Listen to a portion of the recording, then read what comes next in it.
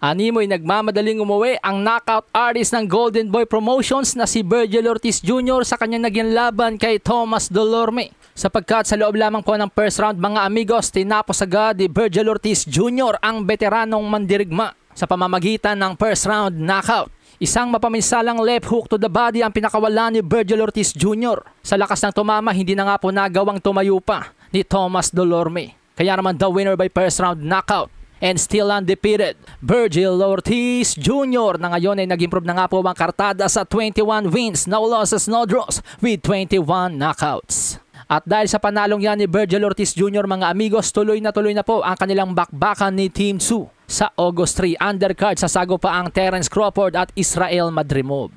Samantala sa iba pang balita mga amigos, gumawa naman po ng kasaysayan si Oscar Duarte matapos siyang talunin ni Ryan Garcia noong nakaraang taon ng Disyembre. Ngayong araw po mga amigos, former world champion Joseph Jojo Diaz sa kauna-unahang pagkakataon pinalasap ng knockout loss ni Oscar Duarte. Sa round 5 pa nga lamang po mga amigos, kamuntik-muntikan ng bumagsak itong si Jojo Diaz ng kumonekta ang mga kombinasyon ni Oscar Duarte, nangatog ang mga tuhod ni Jojo Diaz.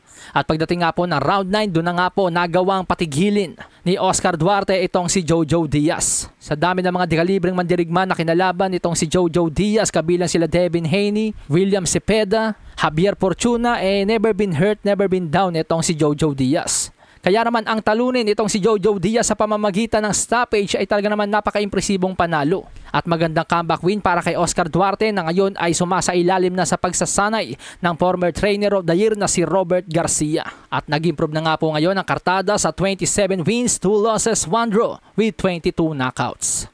Malasahin ang baraha, patunayan mo sa'kin ha. Sino man ang mabunot na kalaban, di ka tatakbo ha. Sa bayan ko sa bayan, papalag ako para sa bayan. Basagan na bungo para sa'kin, putek, pabor, pangayan. Walang Reno TV.